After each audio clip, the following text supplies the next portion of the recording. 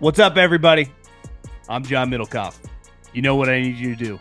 Subscribe to our YouTube channel. We got content for days reacting to every NFL game all the time, every single day. Subscribe, like the videos.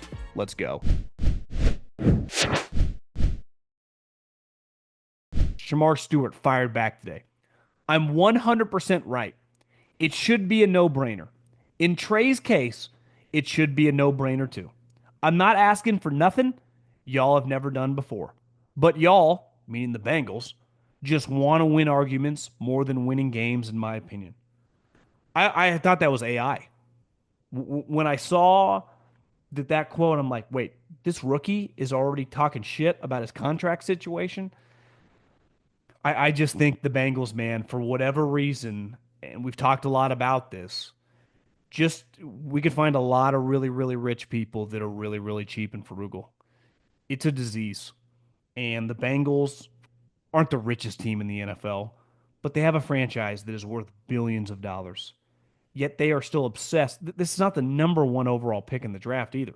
This guy, I think they had the 17th overall pick. So what type number are you talking guaranteed dollars? 15, 16, 17 million dollars? That in the grand scheme of things and a $250 million cap is a tiny, tiny number.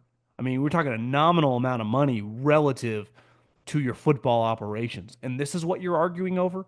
Especially, it's like, it'd be one thing if this guy was asking for something that had never been done based on precedent of the slot last year, same player, exact same thing. So I think the Bengals, man, it's really, we talked about this with the Rodgers.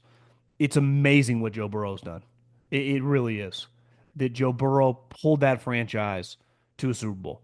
Zach Taylor seems like a nice guy, probably pretty average coach at best, right? They let go of multiple guys. Their defense wasn't nearly the same because a couple years ago, we're talking about Lou Anarumo interviewing for head coaching jobs. Then he just forgets how to coach overnight? No fucking chance. Their team's not as good.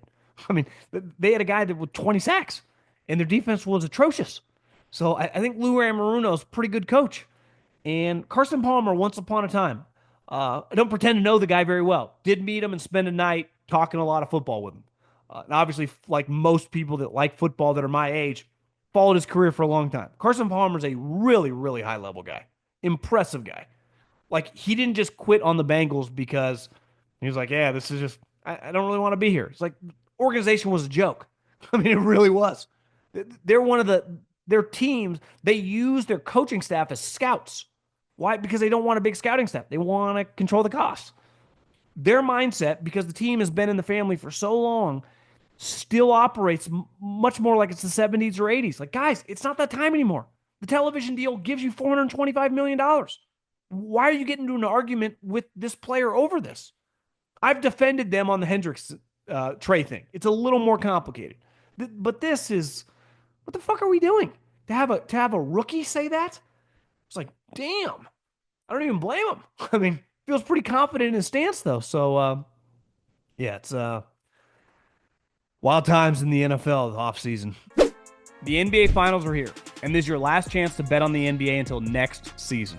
And the DraftKings Sportsbook, an official sports betting partner of the NBA, is pulling out all the stops to make it a finals to remember. One team will be crowned the champ, and the other will be lost to history. Who you got winning it all? Obviously, everyone's picking the Thunder. Not going to lie, don't hate dabbling a little on the Pacers. 5-1 to win the series. It's the NBA Finals. They just destroy the one seed, the Cavs, work the Knicks.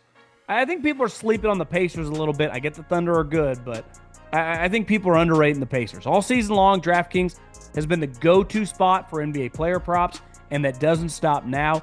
Who you got carrying their team to the chip? Try placing a bet on your personal MVP to drop 30, 40, or 50. I would expect, obviously, Shea, but definitely Halliburton to have some big games. Ready to place your first bet? Download the DraftKings Sportsbook app now. Lock in your bets and finish the season as a winner. Here's something special for first-timers. New DraftKings customers, bet $5, win $300 in bonus bets if your bet wins. Don't miss your last chance to bet on the NBA season. Download the DraftKings Sportsbook app and use the code JOHN. That's code JOHN for new customers to get $300 in bonus bets if your bet wins when you bet just $5. Only on DraftKings. The crown is yours. A couple other quick things. Kirk Cousins, listen, it's a bizarre situation. Obviously, if they would have the ability to take back the contract that they gave him last year, they would. They made a mistake, but when you make mistakes on high character guys, these situations are just more seamless. Like Cousins is there today simply because he doesn't want to give away $100,000. Don't blame them. James Cook literally said as much. I'm here because I like my money. I would never give away whether I was a guy making $15 million dollars a year, whether I was a guy making $30 million dollars a year.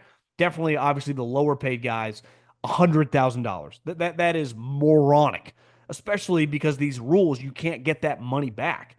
But I think Cousins, if you're going to be in this weird situation, because he doesn't really have a trade market, no one is trading for Kirk Cousins until there is a major injury. And anytime that you're in that situation as the team with the player, it's out of your control. What if there are no major injuries? Once upon a time, the Eagles benefited because Teddy Bridgewater's leg snapped in that practice. If that hadn't happened, Sam Bradford, they wouldn't have been able to trade him, right? Not that they were even in the looking to trade him, but my point is, they would love to trade Kirk Cousins, and I'm sure, would eat some of the money. But there's just no market for him currently. Now that could change in August, but it also could not. And if they are stuck in this situation, which is not ideal, because you don't want people answering the questions. This is where character and Cousins going to say all the right things, and sometimes this, um, I would say, gets thrown out a little too liberally. Like, be a pro. Like, what does that even mean? Like, this is a guy who truly understands that, and it's also a guy who's seen a lot of shit. I mean, just think about the way that he came into the league. And I think that will benefit him greatly because he saw the RG3 situation with different coaches, and a little like Rodgers was with Love. Obviously, he was mad they drafted Jordan Love. And I don't even blame him for that. Even if he was technically misguided, it's like, bro, you didn't play that well. That's the reason they did it. If you would have balled out, they wouldn't have done it. It's like, yeah, you wanted them to take a wide receiver. Well, your play made them a little nervous.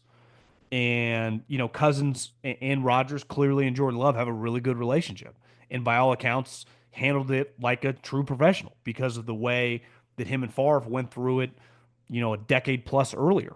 And I think Cousins, having had a front row seat in just a weird situation to start a career, I think he's going to be really good with Penix if he is stuck there. And to me, him being stuck there is really more of a reflection of like, if they don't win, I just don't see how these guys survive. And I feel bad because I'm a big Michael Penix guy. That, yeah, man, I don't know. I don't see it going well. C.J. Stroud is throwing, which, listen, I get nervous when I saw Trevor Lawrence is having arm fatigue. I don't know if that's because guys throw less now, if guys throw more now. When I say, like, what do you mean throw less? Well, I just mean like they take a bunch of time off and then they start throwing really heavy and it's just really intense on their elbow or their shoulder. Anthony Richardson obviously has had the shoulder injury before, but at any time, an elbow or a shoulder is not feeling right and you have to sit out practices in OTAs, like, I call me like overreactor, but I'm gonna like red flag it a little bit. So seeing that he came back, like, that's a pretty big sign of relief because on the other side, like, I saw a headline today that, ideally, Anthony Richardson is ready to go for training camp, but there's no guarantee. I mean, he's already seeing second specialists, and we'll just have to see how that plays out. Like, you guys know where I stand. I feel pretty confident that Daniel Jones, like, if I'm a betting man, Daniel Jones is going to be starting week one.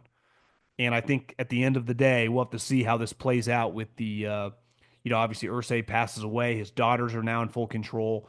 What their relationship is with Chris Ballard. I mean, he's been there a long time. They don't make the playoffs ever. Now, if Anthony Richardson fails and Daniel Jones doesn't work out and they're 7-8 win team and they have a high price roster and it's just not working out, does he get fired? And if you fire him, do you have to fire Shane Steichen? Because if you fire the GM and you bring in another GM, do you force him to work with the coach? Even if people think pretty highly of Shane Steichen, we've just seen this kind of song and dance before, that when not everyone's on the same timeline, things can get really, really weird. So that's definitely a big story to watch once we get to training camp.